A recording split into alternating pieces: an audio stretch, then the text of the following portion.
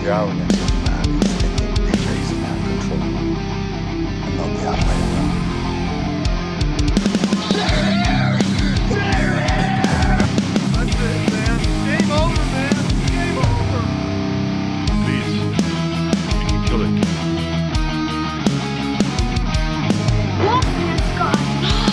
Nobody trusts anybody now. Come on, you hate. You want to live forever? I got a really bad feeling about this. Godzilla will live.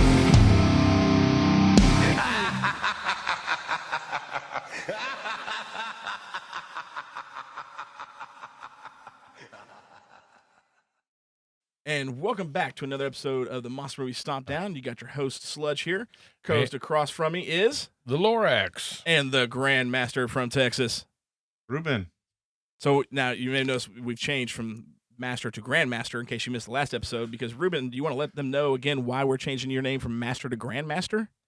I'm Grandmaster now because RJ, and again, like I said in the last episode, true Catholic fashion, got married and promptly has made me a grandfather. I made a joke this past weekend because Cindy was looking at shirts to buy for Anna, and one of them says, promoted to title of mother. And I like, she just had the job of wife like for 2 hours, and RJ and RJ promoted her back right to mom immediately. She had no time on the job whatsoever.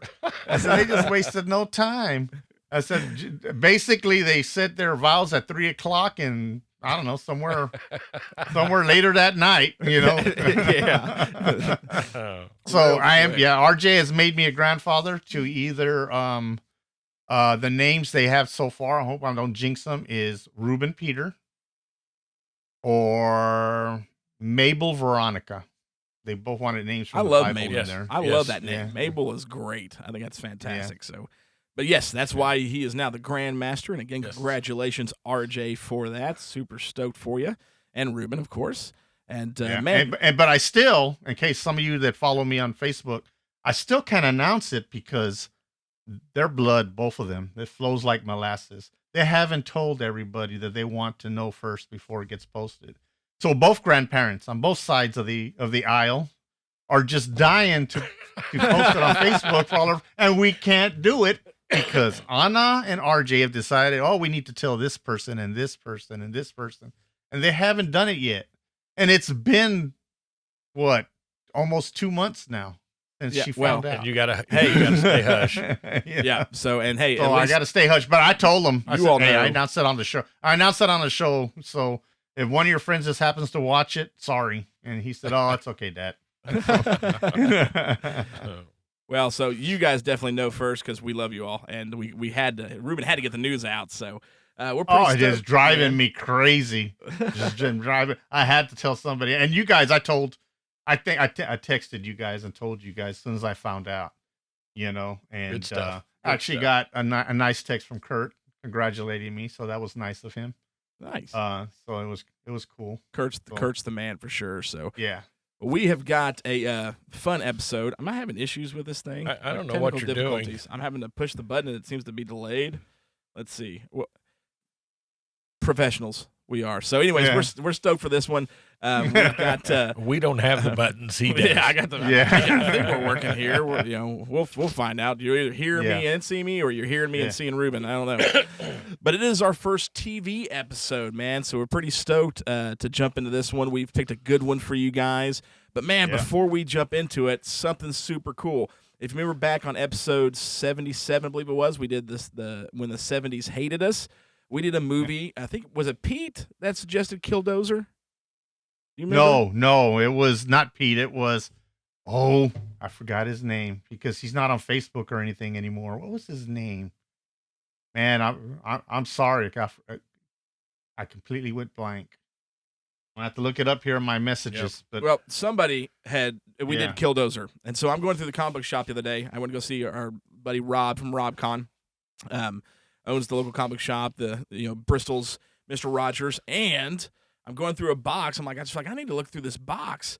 And lo and behold, we talked about Marvel. Hopefully everybody can see that. Did an issue for Killdozer. Single issue, as seen on TV, and I found it in the box, man.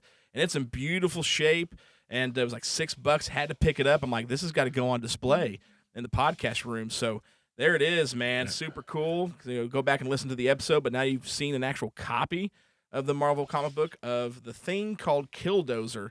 I love how that's got the eyes. Like, you can really see the eyes on it. In this, in this one, which is pretty cool. But so that is a great cover. This is going to be going up on display. Are you putting that in front of? That's a Stompy? nice Well, find. for It was, right now, don't. yeah. What, Ruben? I believe it was Cameron Sullivan was the guy that suggested. Oh, yeah. Cameron Sullivan. You remember him? Yeah. Ooh. Here we go. Just That was tell way tell back Stompy when, to man. shove We're it for a talking minute. 2020. Ooh, Yeah. there's gonna be trouble. Oh. There it is. Gonna be I'll trouble. find a place to put it, but Stompy will live for now. But yeah, so that was pretty cool. He's out of control, Stompy. He's out of control. While I was out and about, because I kind of spend the day with the wife and going to antique stores and did a comic book shop and things like that, I found something else, Mark, for you. Oh no! And I thought it was great, so I got to get it from underneath the table real quick. Let's put the camera on Mark. Well, before we go any farther, Ruben, I just want you to know, this is how far this thing has sunk here. Now, normally I get phone calls, hey, bring me a sweet tea when you come this way. My So, gosh, so he's I'm going having to on bring. So tonight I'm in the car and I'm talking to Kayla on the phone, and he jumps in the car and says, you can drive me to the store and get me a drink. That is not I have how become now. He thinks I'm his chauffeur. Jeeves? That Did he is call you not how I Jeeves worded on it it? whatsoever. To But the then I had store, to- Jeeves, to the store. Then I had to tell him, get out of the back seat and get in the front.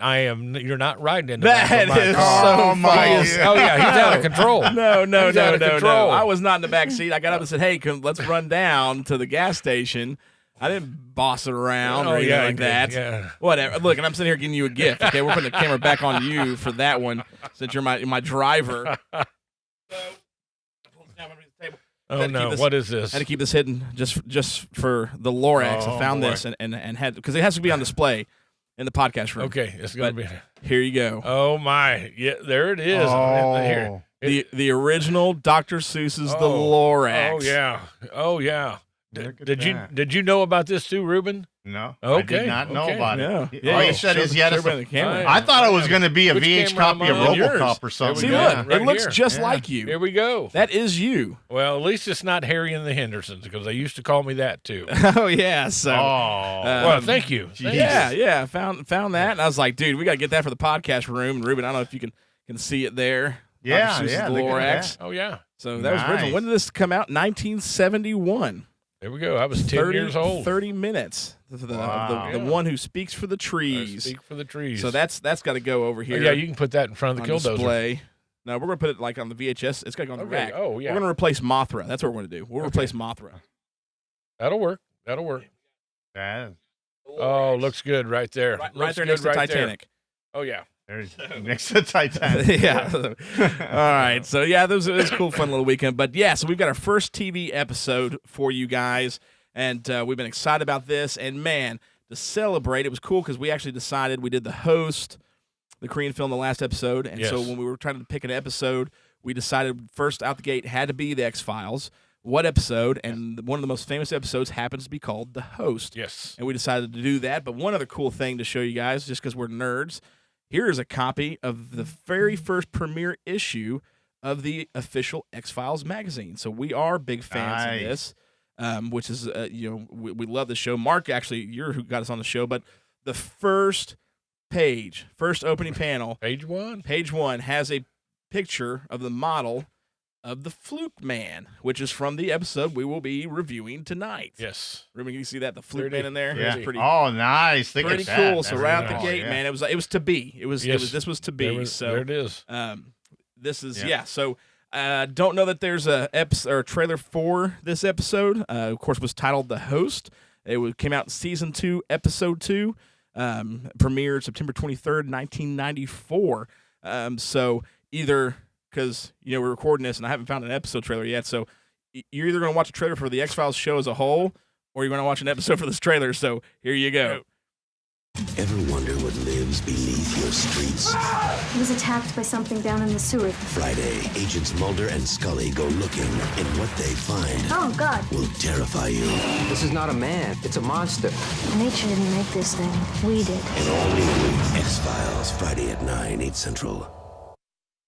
All right, so y'all will have to tell us, if you like that episode or the trailer for the show or for the episode, because we have no idea what it's going to be. Yeah, no clue. It's a surprise for all of us. We're on it today. So, but yeah, so this episode came out September 23rd, 1994. This was in season 2, second episode of season 2. This, of course, was written by Chris Carter, who started. He was the writer and creator of X-Files. He wrote this actual episode, and then this one starts off on like a Russian ship, like a just big container ship, and a guy gets attacked in what seems to be, I don't know what you'd call it, where all the poo goes, the septic tank on the the ship on the ship The itself, waste. Yeah. and which is kind of gross. But so they end up flushing it out to sea, and what it ends up being is this humanoid creature that had been mutated from Chernobyl. That was like a mutation of a fluke worm and a humanoid. And it gets down into the sewer systems, and of course, Mulder and Scully, they go to investigate this, what's going on, this particular death of a maintenance man that's working in the sewers, and then they find out what it is, this fluke man, and the episode deals with that, and one guy gets bit, they end up catching the fluke man, of course, he does escape, they have to try and catch him again, and they believe at the end that, as they're down the water, he attacks another guy, and he starts to escape out of a tunnel, and that's got a gate that goes out to the open ocean. They're trying to prevent him from going out to the open ocean, and Mulder pulls a lever that shuts the gate, and it cuts the fluke man in half. And so they think that they've killed him, but lo and behold, at the end of the episode, you see a fresh fluke man show up there at the bottom of that sewer. So in New Jersey, I think is where it was, right? In New New Jersey. Yeah. So pretty cool episode, man. This one really sticks with you, definitely because of the design of the fluke man, who was played by Darren Morgan. And this episode, one of the things we're going to do for the TV episodes, if we can, we should be able to, is this one will give you the Nielsen household rating. So kind of not like the Rotten Tomatoes for TV type deal. The Nielsen household rating is for all TV shows. This one is really high. They go to a 10 on Nielsen's rating. This one got a 9.8. It still holds a 9.8 today. And it was actually watched by 9.3 million viewers on its initial broadcasting. And so, since this is X-Files, and Mark is the X-Files man, the Lorax is the X-Files guy, yes, let's let him take off with this one. Well, in our first, especially when you get into season 2, the X-Files has been shut down, and so right at the end of season it's actually Mulder's ticked off because he thinks that Skinner is kind of rubbing it in his face and makes him go to New Jersey he's in a basement to somewhere. investigate. Yeah. And then Scully gets in on the autopsy, and that's when it really gets going. It's X-Files, man. It's great. The whole series, in my opinion, was great. Chris Carter just does a phenomenal job on this whole series all the way through from start to finish, in my opinion. But I think with this, the host, they just kind of step it up to really where it pulls people in, because the material that they use, the subject matter that you use with Chernobyl and everything, pretty much what they wanted, I think their message to get out. I think it was an up and up. I mean, the special effects, everything is basic, but it gets the job done, and you're really into the characters and the storyline, and when it comes to X-Files, I thought I gave it a good stomp rating, but obviously you guys did a little bit more than me, and so everything about it great. The characters that are on there that you get to know after, from season 1, when you start in season 2, it's just nonstop and just keeps you going. So yeah. Oh yeah. Great job. Ruben, what about you, man? Man, this is one of my favorite X-Files episodes. And you're talking about the 9.3 million. We have to remember that back in the early 90s, Fox was an up-and-coming network. They there was the big three, and then there was Fox trying to make a make a mark for itself, and it wasn't available in some markets still. It was still, I think by 94 maybe it was, but I just remember Fox coming up. I'm like, man, they just have such original programming, starting with X-Files. I mean, I was like, man, this is awesome. And that's because of 94. I mean, I'm already in my 20s, been married for a couple of years, and so I'm an adult and I'm still stoked for it. I'm so, man, I got to see this, and X-Files was such, I want to say original, even though there's been other series before it that kind of compare to it, but this was still groundbreaking because it had the special effects of a big blockbuster movie. They had the money behind it to be able to actually invest and get yourself something like this rather than Killdozer. Right, comment, which was a made for TV movie. Usually made for TV stuff was not as great. Even if you go back to the Kolchak series and everything, you could see that they just, special effects just wasn't high on the list of budget items sometimes, and this one was great. I mean, and I thought the monster, believe it or not, reminded me a lot of the Universal monsters, and you almost feel sorry for the thing, because they capture it, and he's in jail and he's hiding behind, he's in a corner, just kind of, huddled up, scared, more scared than anything else. And, it's not his fault, kind of like Godzilla. It wasn't his fault he became Godzilla. It was nuclear, kind of like with this. So I like the way they did the monster that yes, he was a monster, and yes, he didn't really, I mean, I guess he did kill, that guy was found dead in the sewer, but, I guess that was from drowning or such, because he bit a couple of people and he didn't kill them. But I guess he would have taken them down and he would have killed them. So I thought the monster, the way it was done, was pretty good, for the 90s. It's good special effects. The story was great. It was original enough that you couldn't say, "Oh, this is just a knockoff of Creature from the Black Lagoon" or whatever. There was no damsel in distress in this one. It had a lot of, it reminded me of Alien, with having the parasites and being injected into a person, and the person really being fine until he starts spitting out stuff or whatever. So I thought that was great. So, as far as memorable, it's up there. I mean, that one was, when we started talking about it, that was the first one that came to mind. I think it was Mark that actually said, the host, and I'm like, oh yeah, we can't go without doing that one, because it's just one of those episodes that, I'm not going to say put X-Files on the map, because I think season 1 did pretty well. Oh yeah, definitely. Yeah, it is. It did pretty well, but this one I think took it to the next level. Took X-Files to a different level that you thought, man, that's just as good as it's going to get, and then they just kind of picked it up a notch. Yeah, I agree with that. Because if I remember, season 1 was more about, Mulder and his search for, UFOs and all that stuff. His sister and all that other stuff, and this one is like, okay, now we're just gonna kick it up a notch, and we're gonna open up this Pandora's box, and it really started, to me, it started with this one. And what I liked about X-Files is I watched the episode, and I didn't need to watch all of season 1 to know what was going on.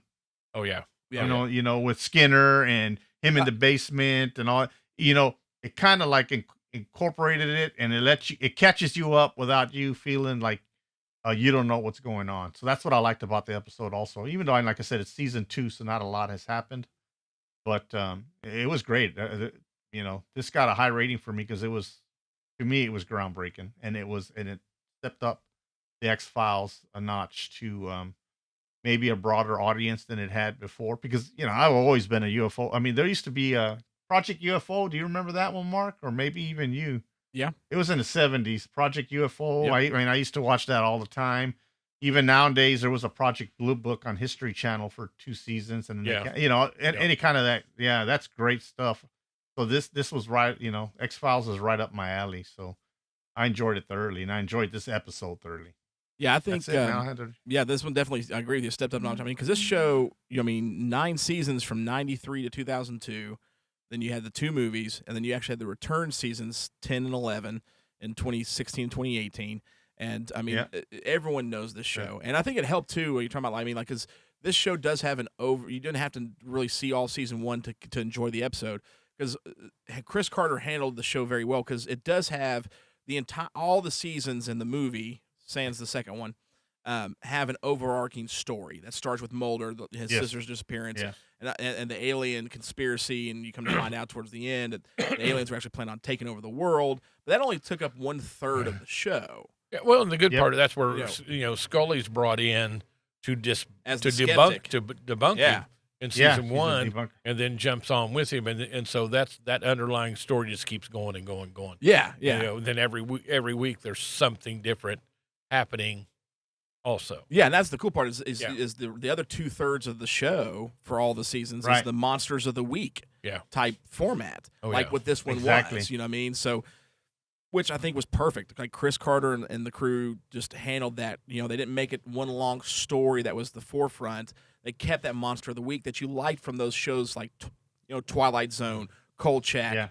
Those older shows that people loved. He kept that in there, which was super cool. And this one, Ruben, you're right. I mean, it really stepped it up. I'm with you guys. Special effects was great. Story was great. I loved, the Fluke Man was more of an innocent monster. He wasn't really malicious in any way, just trying to survive and to get out and whatnot. Like the prison sequence that Ruben was talking about is really, really good. But I'm going to tell you why this one stuck with me the most.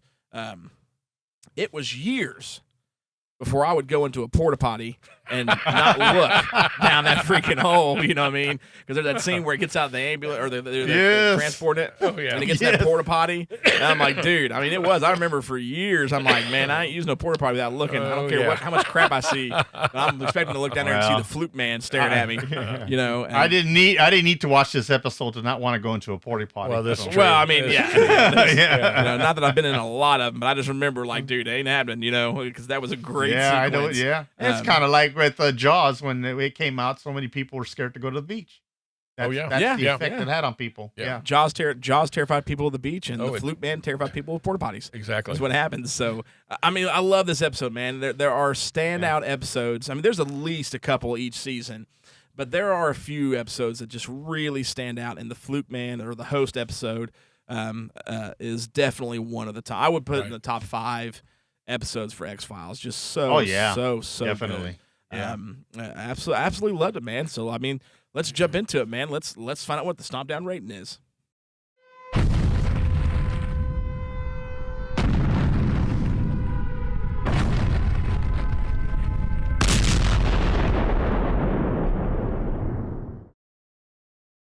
All right, collectively, I mean, we were all pretty close. Me and Ruben did give it a tad more than Mark did, but collectively, out of 5 stomps, 4.5 from us over here. Very good.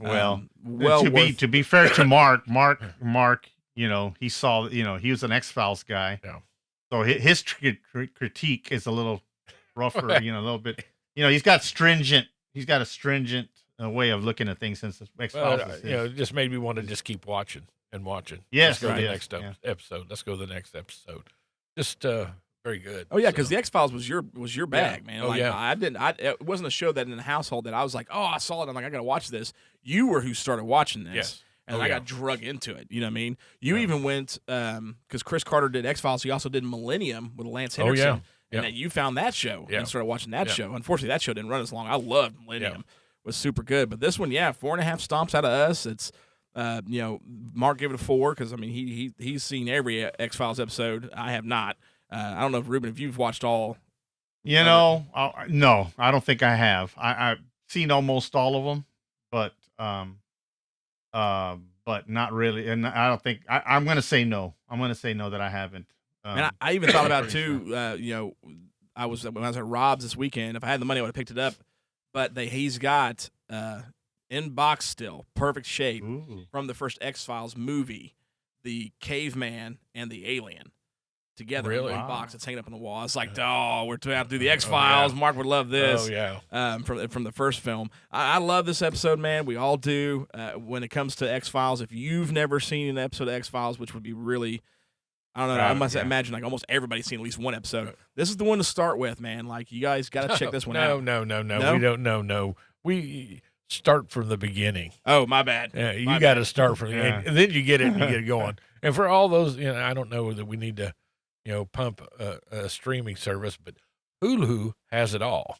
And so every they got it all. And so if you got that, look it up, get started. Well, I mean, but when you get to the host, you're really going to love it. Oh, really yeah. This episode's just stellar. And really. Even on top of it, man, like, I was watching it and Sarah was walking somewhere else in the house and she heard the music, and then like, you just know, like that theme song, just everybody knows it. You know what I mean? Which, Ruben, that should go up as a monster. Yeah. You know what, man? There you go. That's what I'm going to do. I'm going to do that. Yeah. It's not going to, this is not going to air till Saturday. So Wednesday, I think I'll do the X-Files theme. And man, it's one of those ones, man. Yeah. Just it creeps does. And it's perfect. It's perfect. And this episode's near perfect as well. So definitely check out the X-Files. I'm sure we will be covering up a couple episodes from it, in the future as we go through these TV episodes. But the host is definitely one to look out for because it was super good. Very good. All right. Well, now is what's coming to be everybody's favorite time of the show. Oh boy. It's time to test your might.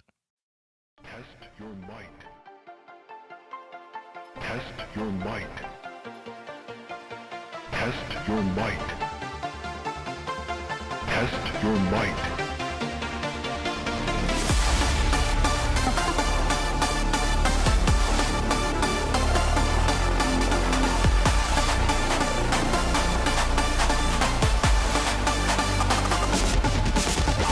Test your might.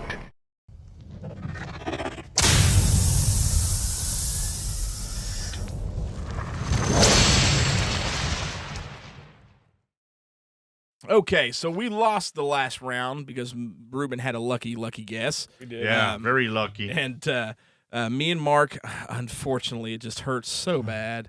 Had to watch Jaws 3 or Jaws 3D, as most people would talk. May know it from back in the day. So, Mark, how was your experience of this? Movie? I really enjoyed it. I watched it this afternoon, and I'm a Dennis Quaid fan, and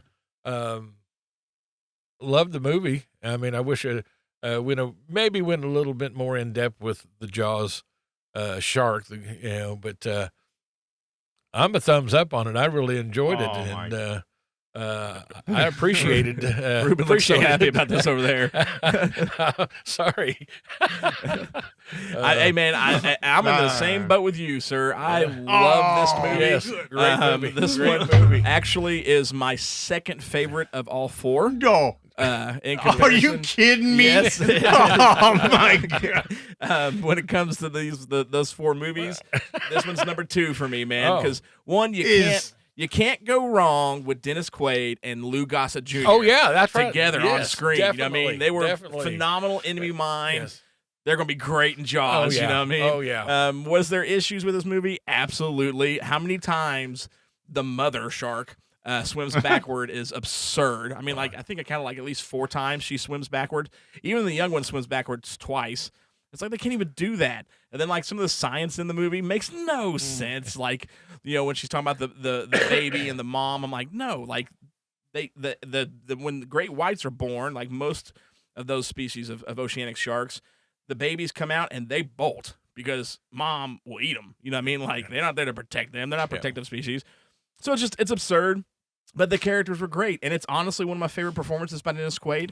Dennis Quaid was quoted in an interview saying that he was high on cocaine every scene of this movie because he was doing cocaine back then, and he was high every time you saw him, and so he was very eccentric. I thought it was fantastic. This one's so much fun. And it is my second favorite. Probably the worst part of the movie was the 3D attempt. As you're watching it, because back then, I mean, the 3D wasn't that great, and so for that fact, Ruben, we suffered through that. Yeah, we did. If it makes you feel better, I give up. I give up. Of course, I guess because Sludge here tried to give us a terrible movie that we enjoyed. Yeah, well, that's just the way it works. So yeah, I know how you feel. Now I know how you felt. You know, I was like, shoot, I like this one. I mean, I remember as a kid when I first went watching this at my grandfather's house. We had bought the actual 3D cassette VHS tape. Yeah. We had the glasses. I remember sitting on the edge of the bed in the extra bedroom watching this in 3D with the glasses on. Freaking loved it. Loved it so good. Thank you, Ruben, for picking my second pair of Jaws. Well, actually, to be honest with you, I was kind of shocked when he said it. You know, when I was too. You know, and he said it with such force. You're watching Jaws 3 in 3D, and I'm like, is he attacking us, or are we just excited here? This is great. And y'all did a good job of playing it off like, oh, no, woe is me. Don't throw me into that briar patch. I'm like, man, I can't tell you what, because to me, 3 and 4 are horrible. You know, I prefer 1 and 2, and then it went downhill from there. Yeah, I would go. I can't believe you like 3 more than you like 2. I would rank them 1, 3, 2, and 4. No, see, I would go just 1, 2, 3, and 4. 4, no. Yeah. But one, I like Jaws 2. Although 2 had one annoying screaming girl that screamed all the time. She was. Oh my gosh! Yes. Holy cow! Oh yes. my God! That's the one thing about the movie. I'm like, good Lord, just stop screaming. You know, but other than that, I thought 3D was horrible on it. And this one on Jaws 3, if y'all didn't know, they actually wanted Roy to come back and play Brody again because he was supposed to be in it with the boys, but he didn't want to, so he went and took Blue Thunder, the helicopter movie with Daniel Stern. Right. He did it just so he didn't have to do Jaws 3. So he didn't really want to do Blue Thunder, but he's like, that's better than Jaws. Like, I'm done with that. So, but all right, let's move on to our trivia since Ruben just gave us a horrible experience with Jaws 3D. All right, here we go. I hope my guesses go well today. Me too. This is what I think Mark will have the one up on us on this one. So I don't know that. Yeah, right, I think he does. Let's pull this up here. Okay, question 1. How did Mulder get assigned to the case? So I guess the case in the episode, the host. A, Mulder was on the scene of the first murder. B, Scully wouldn't do it without him. Or C, Skinner requested him specifically. All right, this is going to be easier than I thought. Well, I say that. I'm going to jinx the whole thing. We'll wait and see. Okay. When Mulder went to Skinner's office to tell him what he thought about his assignments, what did Mulder suggest might be his next assignment? A, scouring pots in the FBI cafeteria. B, scrubbing the bathroom floors with a toothbrush. Or C, cleaning Skinner's office walls with his tongue. Good Lord. I don't remember that. I do. I do. So far, I'm going to be all right. I may have missed that one. I'm not sure. We might have to watch Jaws 4. We better be careful here. We go. All right, number 3. Who did Scully say she talked to at the FBI regarding her conversation with Mulder about him leaving the FBI? A, no one. B, Krycek. Or C, the smoking man? Again, who did Scully say she talked to at the FBI regarding her conversation with Mulder about him leaving the FBI? A, no one. B, Krycek. Or C, the smoking man? Hey, now, okay, so before we go any further, so if we all three get all 3 of these right, I think we need to pick a movie that Charlie has to watch, and then he has to come on. And he has to come on and review it. I think, hey, you know what? We haven't talked to him ahead of time, but we'll just make that happen. After what Pete put him through, right? He just February was a month of hell for Charlie. We're that so. All right, we ready for the answers? Let's do this. Yeah, Let me get down and open those up. Okay. Number 1, how did Mulder get assigned to the case? Correct answer was C, Skinner requested him specifically. Yep. Number 2, when Mulder, I hope we all get this right. Yeah. Someone cheat if we don't. When Mulder went to Skinner's office to tell him what he thought about his assignments, what did Mulder suggest might be his next assignment? Correct answer was B, scrubbing the bathroom floors with a toothbrush. Bam. I remember the toothbrush. We'll be seeing you, Charlie. You're coming to see us. Number 3, who did Scully say she talked to at the FBI regarding her conversation with Mulder about him leaving the FBI? Correct answer was A. No No one. Nobody. Is that all She three? would never All three of us. betray All three? confidence. She said that. She said, I would never betray your confidence. That's right. Oh, man. That's right. All There three. All three. Okay. So, Charlie. You coming to see us? Yep. You're taking a visit to the Stompdown. And, Mark, you're the X-Files fanatic. Do you have a You know, movie? I hadn't even thought about it, really. Wow. No, I don't have one. And you have to give me a minute to look at that because I'm so used to losing. I never worry about these things. I don't know. What do you guys got? What do you think? You want to do an X-Files episode? Is that what you want to do? Well, I'm thinking, because I know he did suffer because of Pete for a month, but we want him to watch something that's going to be pretty rough, right? Right. I might have. What do you have up your sleeve? I might have. Hold on. Something that's pretty rough, but would be up Charlie's alley. It's a monster movie, but an action movie at the same time. Okay. I'm pulling it up on Plex here. So people know. We got Plex coming up here. Coming up. If it'll load. Okay. Oh yeah, this goes in alpha or yeah, I don't remember what year it came out in. Oh, that's It's 80s. I know that much. Let me scroll down to the 80s. I know it was an 80s film, and it's in this list, I hope. This will be where Howard the Duck. You gonna make him watch Howard the Duck? Howard That the has Duck. monsters. Who doesn't enjoy Howard the Duck? Yeah, I love Howard the Yeah. I do Duck. too. It's so good. What is it you're looking for on I there? am getting there. Hold on. I see. Ooh, Lost Boys. Yeah. There it is. That's not a punishment. Yeah. All right, Charlie. You are watching the 1989 movie Arena. A human becomes an unlikely rising star in the biggest fighting tournament in the galaxy that's dominated by alien species. All right. Came out in 1985 or 1989, directed by Peter Manoogian. This one, yes, that is what Charlie's going to watch. And so, tons of monsters in it. It's got a pretty bad rating from Rotten Tomatoes, but tons of alien monsters. But Well, that this don't is mean about much. a gladiator tournament, so it's right up the action movie alleyway. So tried to help you out a little bit, Charlie. But Charlie, there you go. Since you didn't know and you didn't agree to it, we're just making it happen anyways. You get to watch Arena, and you got to come tell us what you thought about Arena. So, Oh yeah, that looks good. I think that looks works. good. You see it there? You got to And Oh, yeah. Oh, yeah. Sludge, for the record, whose idea was this? Okay, so this one was this was Lorax's idea. Now the Yeah, Lorax, that's of right. course, never questions Charlie, never betrays Charlie. Charlie. So let that be known, Charlie. I'm just. if you go through hell on this, this was the Lorax's idea the entire time. Yeah. It was I'm- that you know, one I'm right over there here, that I'm- you see. Well, You see me? This is Pontius Pilate yeah. washing his Oh, yeah. hands. Yeah, Ruben's hands are washed clean. Even though I'm laughing and agreeing, but I'm like, no, I have nothing to do with this. This has nothing to do with him. well, I just thought, I just figured since we all aced that one, somebody had to pay the price, and since Charlie was Yeah. the question man, Oh man, had to. hey, no biggie, Charlie. There you go. Good. It's all right, It'll be Charlie. good. I try to take care of you. Yeah. Okay? Oh I yeah. try to take He care of really you. does. Yeah, He really so- does. But Charlie may have seen this one. I don't know. We'll find out. I mean, he's watched, Metal Storm, the story of Jared Sin and stuff. So he may have seen Arena. Who knows? But all right, there we go. So that wraps up our first TV episode. We're so glad to finally get that started, and we can't wait to do more of those.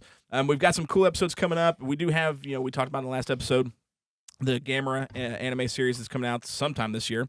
So we're going to start. We realized we didn't do the Showa Gamera series. We've never done those. So for my birthday episode next month, we have picked the original 1965 Gamera film. We're going to be watching it. And then the next episode next month is going to be pretty much Ruben-led because it is Kong's 90th birthday.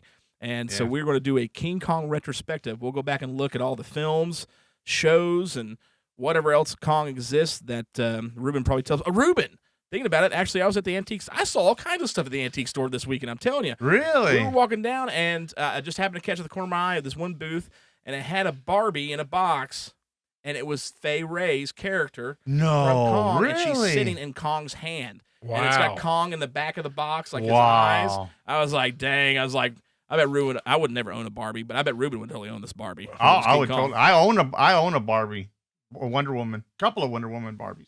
Really? Wow. Yeah. You Yes, own a I Wonder do. Woman Barbie? Wow. Yep. Mm-hmm. What you got to say about that? I don't own no Barbie, but I don't know what I can say about that because I got nothing. I'm No, blank. but I you know. own the Titanic. I see it over there. That ain't got nothing to Yeah, do. Look, just thought I I'd didn't pay say for that. Just I didn't thought pay I'd for that. He paid for his Barbies. I didn't Yeah. pay for the You Titanic. don't know he did. I don't know if he did. Well, Or not. I say I own them. I mean, Cindy, I bought them for Cindy, but they're. I'm the one. Oh, who's okay, There you go. There okay, you go. yeah. So There now you go. he's There you go. quickly come up with a So cover let's there. just He say bought Cindy. Okay. if we ever got a divorce, I guess she'd take it with her, but maybe I wouldn't let her. I probably wouldn't let her. I like to, play, and it's still in the box. So I don't take out and play with it or nothing. I'm not some kind of pervert or anything. I just. Well, I'd hope You not. stare at it. Yeah. Now, if they had a Phoebe Cates as Wonder Woman, Oh, Then, well, this yeah, is So we keep this PG Yeah. show here. if We know Phoebe Cates and Ruben how that goes. it is, then I would have it right here, right next to me, right here, Right next here. to him, that's right fine, next so. to me. That's great. All right, guys. Well, thank you all again so much. Join us next month. Of course, we got the first Gamer film, which started the second, longest running Giant Monsters movie series of all time, and then we're gonna do a Kong retrospective, which will be a ton of fun. So, all right, and of course, make sure you are checking out all the other episodes on the podcast network. So, give me back my action movies, give me back my horror movies, give me back my pro wrestling, and of course, our brothers over at Good Beer Bad Movie Night. We love you, Pete, Troy, all of yous. Charlie, we love you too, even though Mark's making you. watch Hey, this we movie. could have called So- Pete and have him come up with a movie for us. So you're doing pretty man. Well, yeah. We Yeah. could have, at least we didn't do that. Charlie's had enough of that good. for a 'Cause month. I know so, he likes the Pete movies. He does. Oh. So make sure to check out all the other shows from our partners over on the Give Me Back My Podcast Network. Go follow us on the social media sites. Find us on the Monster Movie Stompdown group on Facebook, and follow us on Instagram because, as always, we give you guys multiple content throughout the week on top of the shows. And the Underdogs, Monster Mash Wednesdays, we will be having the Friday Night Fights coming back very, very soon. Again, we're kind of moving directions with that a little bit, and we're getting it all prepped and ready for you guys. But the biggest thing is it's a community of family that just have a great time talking about monster movies, and I'll throw in some news sometimes and some of the other guys. So check us out and follow us. And again, thank you so much. This is Sludge. And the Lorax. And you got the Grandmaster in Texas. Y'all have a good night. Good night. Night.